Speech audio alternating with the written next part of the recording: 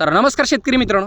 तर मित्रांनो, आजच्या या व्हिडिओमध्ये तुम्हाला सांगणार आहे, जर तुम्ही शेळी पालन करत असाल किंवा बोकड पालन करत असाल किंवा काही मित्र मेंढी पालन सुद्धा करत असतील आणि तुमचं एक ह्या क्षेत्रामध्ये नवीन सुरुवात तुम्ही केलेली असेल, तर बघा पावसाळ्यामध्ये आपण आपल्या शेळ्या मेंढ्या बोकडांचे कशा पद्धतीने नियोजन केलं पाहिजे किंवा कोणकोणत्या बारीक सारीक गोष्टीची आपल्याला काळजी घेणे गरजेची आहे, हे तुम्हाला आज आपण या व्हिडिओमध्ये सांगणार आहे. त्याच्याचबरोबर तुमची जी शेळ्यांची पिल्लांची मरतणूक होती ती कशामुळे होती, तुम्ही काय चुका करता ते सुद्धा तुम्हाला आज आपण या व्हिडिओमध्ये पूर्णतः बारीक सारीक गोष्टीची माहिती सांगणार आहे. तर शेवटपर्यंत व्हिडिओ नक्कीच बघा, पूर्णतः मोकळी चर्चा होणार आहे. सुरुवात जर बघण्यात झाला मित्रांनो, तर काही भागात पाऊस पडला असेल, म्हणजे काही भागात 7 जूनला किंवा 6 जूनला किंवा 8-10 जूनपर्यंत पाऊस पडला असेल. पण आमच्या भागात आज पाऊस पडला आहे मित्रांनो. पूर्णतः जून महिना संपत आला आहे, त्या टायमाला एक पाऊस पडला आहे. तर दरवर्षी आमच्या भागात पेरणी व्हायची, एक सर्वसाधारण 6-7 जूनला पाणी पडायचा आणि पूर्णतः जे पूर्ण आमच्या गाव आहे त्या गावाची पूर्णतः एक 10-12 जूनपर्यंत एक पेरणी कंप्लीटली होऊन जायची. तर यंदा खूप असा उशीर केला पावसाने किंवा पावसाने यंदा बरोबर साथ दिली नाही सुरुवातीलाच. तर आता एक पडला आहे मित्रांनो, तर त्याच्यामध्ये सुद्धा खूप आनंद होतो आहे. जे आता पडला आहे, लेट पडला पण एक चांगल्या पद्धतीचा पाऊस झाला सुरुवातीलाच. तर बघू शकता तुम्ही, पूर्णतः शेळ्या आपल्या भिजत आहेत पावसामध्ये.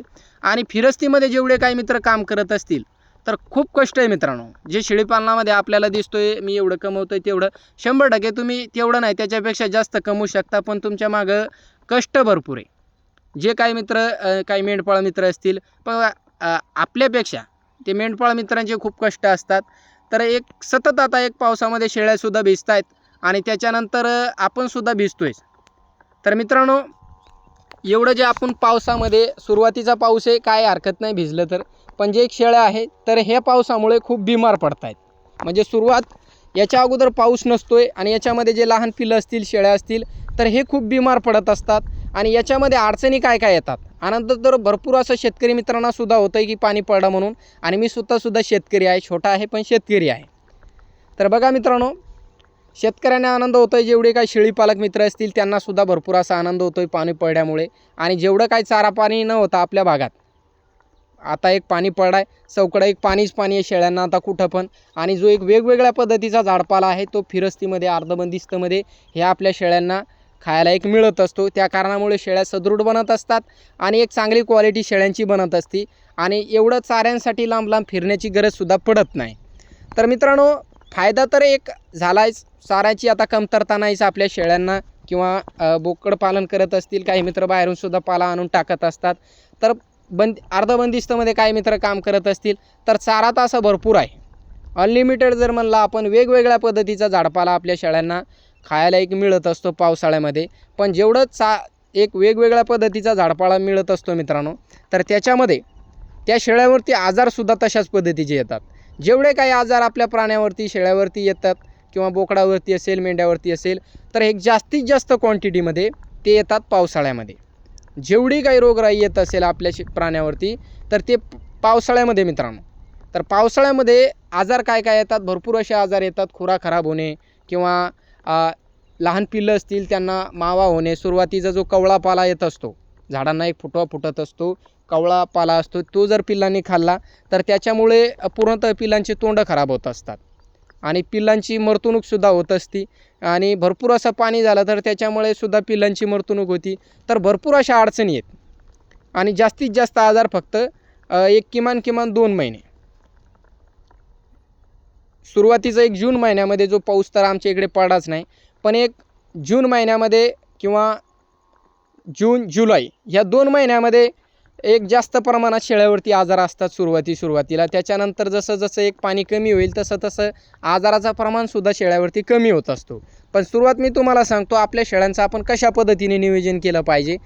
तर बघा, तुम्ही फिरस्तीमध्ये काम करत असाल किंवा अर्धबंदिस्तमध्ये, काही मित्र बंदिस्तमध्ये काम करत असतील, तर बघा सुरुवात मित्रांनो, तुमची सुरुवात नवीन असेल किंवा तुम्ही जुने असाल ह्या क्षेत्रामध्ये, तर जुने असतील तर त्यांना काय सांगण्याची गरज नाही. पण जेवढे काही मित्र आपले नवीन सुरुवात करत असतील, ह्या व्यवसायामध्ये उतरले असतील, तर बघा आपल्या शेळ्याखाली घाण ही झालीच नाही पाहिजे. जेवढी तुमच्या शेळ्याखाली तुम्ही घाण होऊ देसाल किंवा तुम्ही निष्काळजीपणा करसाल तर तेवढं तुमचं प्राणी दगवू शकते. फक्त काळजी एकच घ्यायची, आपल्या प्राण्याखाली लघवी ही साचून नाही राहिली पाहिजे शेळ्यांची. आणि लेंड्या जे आहे किंवा स्वच्छता जी आहे ती एकदम प्रॉपर जर तुम्ही केली तर आजाराचं प्रमाण तुमच्या फार्मवरती लगे भरपूर असा कमी होतो आहे. आजार कशामुळे वाढतात शेळ्यावरती? जे आपण घाण ठेवत असतो शेळ्याखाली, तर त्या घाणीमुळे मच्छर तयार होत असतात आणि ते मच्छर शेळ्यांना चावतात. त्या कारणामुळे सुद्धा शेळ्यांची एक तब्येत खराब होत असती. लहान पिलंसुद्धा त्या कारणामुळे दगवत असतात. आणि ही जे जात आहे मित्रांनो, मी भरपूर दिवसापासून या क्षेत्रामध्ये काम करतो आहे.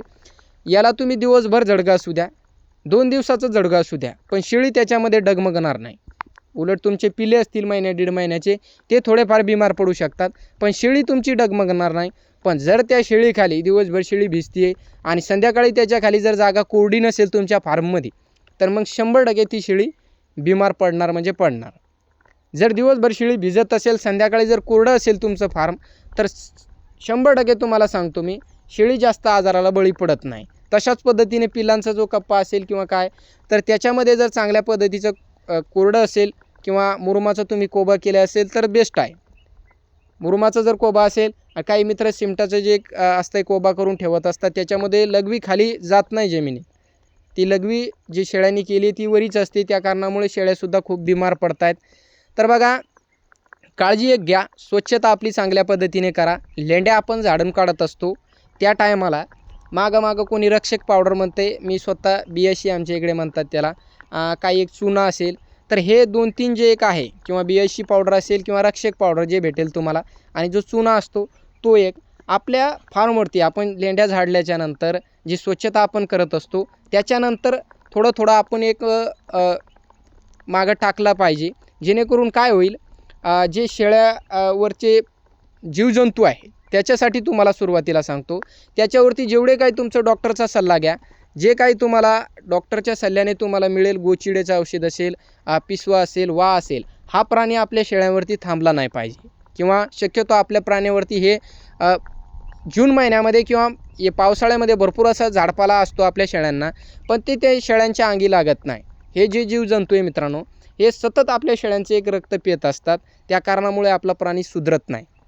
आणि प्राणी सुधारायचे असेल, क्वालिटी जर तुम्हाला पावसाळ्यामध्ये तुमच्या प्राण्याची बनवायची असेल, तर फक्त काळजी एकच घ्या, आपल्या शेळ्यांना गोचीड, पिसवा किंवा वा हे आपल्या शेळ्यावरती असलं नाही पाहिजे. तर त्याच्यासाठी जे काही तुम्हाला औषध मिळेल, त्या औषध आपल्या शेळ्यावरती टाकला तुम्ही, तर तोच औषध काय करा, पंप असेल तुमच्या घरामध्ये, प्रत्येक शेतकरी मित्रांच्या घरामध्ये असतेच, तर त्या पंपामध्ये सुद्धा एक थेंब जर आपल्याला 1 लिटरमध्ये पाण्यामध्ये टाकून जर शेळ्यांना लावण्यासाठी डॉक्टरने सल्ला दिला असेल, तर किमान पंपामध्ये त्याच्या दुपटीने आपण टाका. 1 लिटरमध्ये 2-3 थेंब टाकून ती एक फवारणी आपल्या फार्मवरती आपण केली पाहिजे प्रत्येक 7-8 दिवसामध्ये. आणि जो एक रक्षक पावडर आहे किंवा BSC पावडर जो आहे किंवा चुना आहे, तो आपण शेळ्या सोडल्याच्या नंतर आपल्या जे शेळ्याचे जीवजंतू या अंगावरचे ते तर कमी होणार, पण जे आपल्या फार्मवरती असतात ते बारीक अंडे असेल गोचिडांचे किंवा काय, तशा पद्धतीचं जे एक जीवजंतू असतो तो सुद्धा कमी झाला पाहिजे आपल्या फार्मरला. तर मित्रांनो, त्याच्यासाठी आपण BSC टाका आणि त्याच्यानंतर चुना असेल किंवा जो काही रक्षक पावडर जे काही तुम्हाला मिळेल ते तुम्ही टाकत चाला. आणि जे मेडिसिन आहे, थोडक्यात तुम्हाला सांगतो, मेडिसिनची आपल्याला आवश्यकता काय पडते आहे.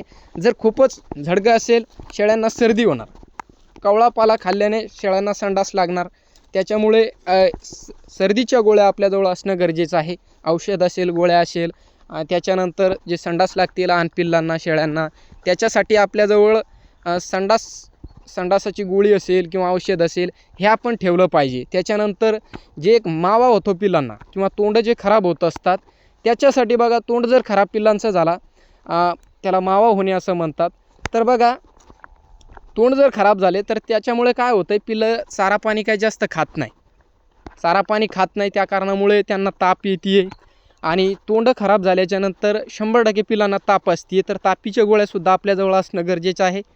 त्याच्यानंतर एक हिमेक्स नावाचा मलम मिळत असतो मित्रांनो, तो सुद्धा आपण आपल्या फार्मवरती आणून ठेवा. जर तोंड पिल्लांचे खराब झाले तर हा मलम आपण शेळ्यांना किंवा आपले जे पिल्लं आहेत त्यांना आपण लावला पाहिजे. त्याने पूर्णतः आपला जो पिल्लांना मावा झाला आहे तो रिकवर होतो आहे. तर अशा पद्धतीने आपल्या शेळ्यांची आपण स्वच्छता किंवा काळजी घ्या. कसा वाटला व्हिडिओ कमेंट करून नक्कीच सांगा.